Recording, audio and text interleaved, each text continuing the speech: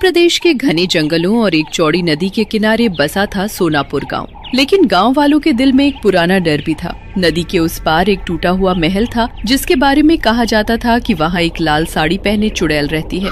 रात को कभी कभी उसकी रोने की आवाज सुनाई देती, लेकिन वर्षों से उसने किसी को नुकसान नहीं पहुंचाया था। एक दिन दोपहर में आसमान बिल्कुल साफ था, लेकिन अचानक काले बादल छा गए। तेज हवाएं चलने लगी। मैंने अपनी जिंदगी में बहुत सी बारिशें देखी हैं। हवा की दिशा भी अजीब है। पक्षी गांव छोड़कर भाग रहे हैं और जानवर भी बेचैन हैं। मुझे लग रहा है कि ये कोई साधारण प्राकृतिक घटना नहीं है। गांव के हर आदमी को सावधान कर दो कि कोई भी नदी के किनारे जाने की गलती ना करे। मुखिया जी, आज सुबह मैं लकड़ी लेने जंगल गया था। वहाँ मैंने नदी के उस पार किसी लाल साड़ी वाली औरत को खड़े देखा। उसका घूंघट नीचे था, लेकिन उसके चारों ओर ऐसा लग रहा था जैसे हवा उसी के इशारे पर चल रही हो। जैसे ही मैंने उसकी तरफ देखा, नदी का पानी अचानक ऊपर उठ गया। मैं डरकर भाग आया। मैंने भी कल रात अपने घर की खिड़की से कुछ अजीब देखा था। नदी के ऊपर सफेद धुंध छाई हुई थी और उस धुंध के बीच कोई धीरे धीरे चल रहा था। उसके पैरों की आवाज नहीं थी, लेकिन उसके पीछे पीछे पानी खुद ब खुद उठ रहा था। मुझे लगा मैं सपना देख रही हूँ, लेकिन अब मोहन की बात सुनकर लग रहा है कि वो सपना नहीं था। अगर ये वही चुड़ैल है जिसके बारे में हमारे बुजुर्ग बताते थे, तो उसने इतने सालों बाद अचानक गांव पर गुस्सा क्यों किया? हमने तो कभी उसका कुछ नहीं बिगाड़ा। आखिर उसके क्रोध के पीछे ऐसा कौन सा कारण हो सकता है जो वो पूरे गांव को डुबो देना चाहती है? इतने में नदी की दिशा से भयंकर गर्जना सुनाई दी। कुछ ही मिनटों में पानी खेतों में घुस गया। इतनी तेज बाढ़ तो मैंने कभी नहीं देखी। ये पानी किसी नदी जैसा नहीं लग रहा। ऐसा लगता है जैसे कोई इसे धक्का देकर हमारी तरफ भेज रहा हो। अगर ये ऐसे ही बढ़ता रहा तो आधे घंटे में पूरा गांव पानी के नीचे होगा। मेरा घर नदी के सबसे पास है। पानी पहले ही आंगन तक पहुंच चुका है। अगर हम अभी कुछ नहीं करेंगे तो हमारे सारे घर बह जाएंगे। लेकिन सवाल ये है कि इस बाढ़ को रोकेगा कौन? तभी अचानक बिजली चमकी। बिजली की रोशनी में सबने नदी के बीचों बीच एक लाल साड़ी पहनी हुई आकृति को खड़े देखा। उसका घूंघट उसके चेहरे को पूरी तरह ढके हुए था। वो इंसान नहीं हो सकती। कोई इंसान नदी के बीचों बीच इस तरह खड़ा नहीं रह सकता।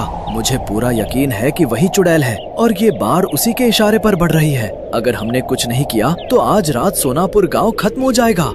कोई भी घबराकर नदी की तरफ नहीं जाएगा। हम पहले ये समझेंगे कि उसका मकसद क्या है। बिना कारण कोई आत्मा इतने साल बाद अचानक पूरे गांव को खत्म करने नहीं आती। उसके पीछे कोई पुराना राज जरूर छिपा है। लेकिन तभी पूरा गांव एक तेज चीख से गूंज उठा। वो आवाज इंसान की नहीं थी। ऐसा लग रहा था जैसे कोई औरत दर्द और गुस्से में एक साथ रो रही हो। सुनिए, क्या आपने ध्यान दिया? वो हर बार चीखती है तो पानी और बढ़ जाता है। ऐसा लग रहा है जैसे उसका गुस्सा ही इस बाढ़ की ताकत बन रहा हो। लेकिन आखिर वो इतना दुखी क्यों है? मेरे दादा एक कहानी सुनाया करते थे। कहते थे कि बहुत साल पहले नदी किनारे किसी औरत के साथ गांव वालों ने बहुत बड़ा अन्याय किया था, लेकिन उन्होंने कभी पूरी बात नहीं बताई। कहीं ऐसा तो नहीं कि वही औरत अब चुड़ैल बनकर लौट आई हो? अगर ये सच है तो हमें गांव के सबसे बूढ़े आदमी हरिदास बाबा से मिलना होगा। वही इस गांव के पुराने इतिहास को जानते हैं। वही बता सकें कि आखिर वो कौन थी और क्यों लौट कर आई है। इधर गांव वाले हरिदास बाबा की झोपड़ी की ओर बढ़े। उधर नदी का पानी लगातार बढ़ता जा रहा था। लाल साड़ी वाली चुड़ैल दूर नदी के बीच खड़ी थी और पहली बार उसने अपना सिर धीरे धीरे गांव की तरफ घुमाया और पानी एक साथ कई फीट ऊपर उठ गया। हैरानी की बात ये थी कि बाबा की झोपड़ी के चारों ओर पानी पहुंचकर भी भीतर नहीं घुसा था, मानो कोई अदृश्य शक्ति उसकी रक्षा कर रही हो। तुम सबके चेहरों पर जो डर मैं देख रहा हूँ, वही डर मैंने 50 साल पहले भी देखा था। मैं समझ गया हूँ कि नदी के बीच खड़ी वो कोई साधारण आत्मा नहीं है।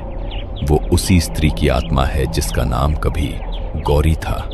आज तक मैंने ये रहस्य किसी को नहीं बताया, क्योंकि मुझे लगता था कि समय के साथ उसका क्रोध शांत हो गया होगा। लेकिन अब लगता है कि पुराने पापों का हिसाब मांगने का समय आ गया है। बाबा, अब एक भी बात छिपाइए मत। पूरा गांव डूबने वाला है। अगर हमारे पूर्वजों ने कोई अपराध किया था तो हमें सच जानना होगा। जब तक कारण समझ में नहीं आएगा तब तक इस बाढ़ को रोकने का कोई उपाय भी नहीं मिलेगा। लगभग 50 वर्ष पहले नदी किनारे गौरी नाम की एक विधवा रहती थी।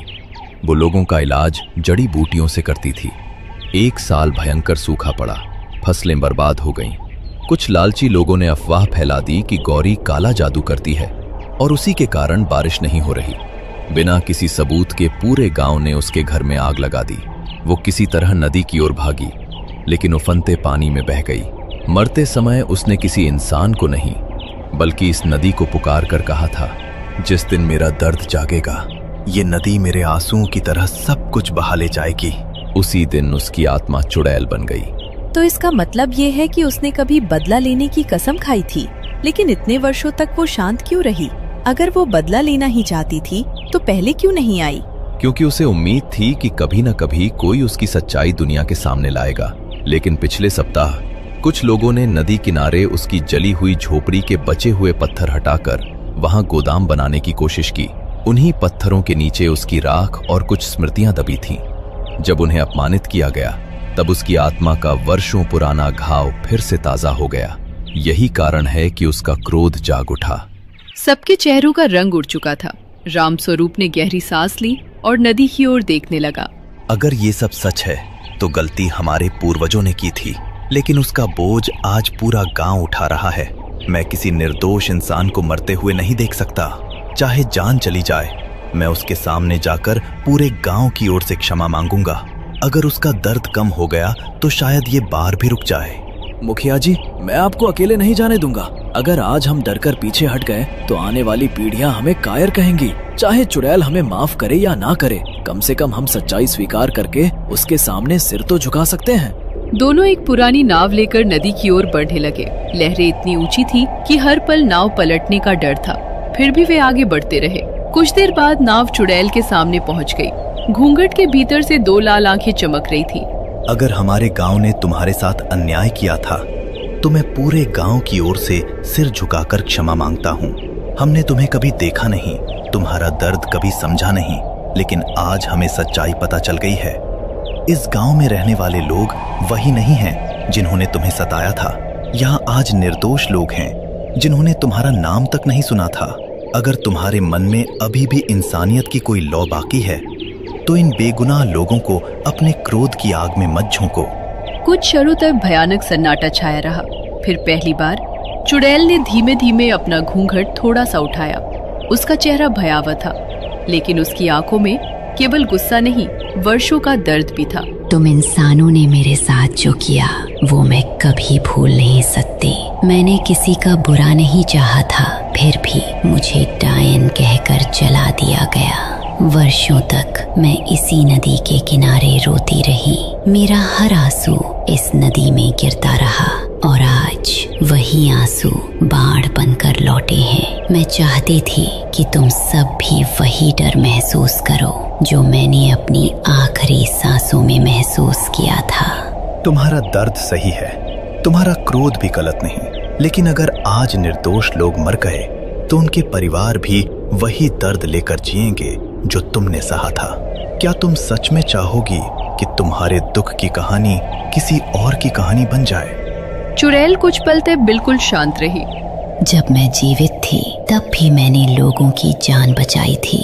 मरने के बाद केवल दर्द बचा, इसलिए मैं अपना असली स्वभाव भूल गई। आज तुम्हारी बात सुनकर मुझे याद आया कि मैं कभी निर्दोष लोगों की दुश्मन नहीं थी। मेरा बदला पूरा हो चुका है, क्योंकि आखिरकार सच सामने आ गया है। अब मैं किसी और को नहीं रुलाऊंगी। अचानक नदी का उफान रुक गया। अविश्वसनीय दृश्य सामने था। जो पानी पूरे गांव की ओर बढ़ रहा था, वही पानी उल्टी दिशा में वापस नदी की ओर लौटने लगा। डूबे हुए घरों से पानी निकलने लगा। जो पशु बहने वाले थे वे सुरक्षित किनारे पहुंच गए।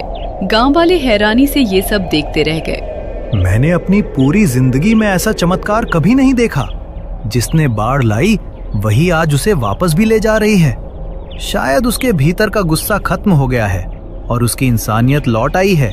आज हमें समझ आ गया कि किसी निर्दोष पर लगाया गया झूठा आरोप कितनी बड़ी त्रासदी बन सकता है। अगर हमारे पूर्वजों ने उस समय सच जानने की कोशिश की होती तो शायद आज ये दिन कभी नहीं आता।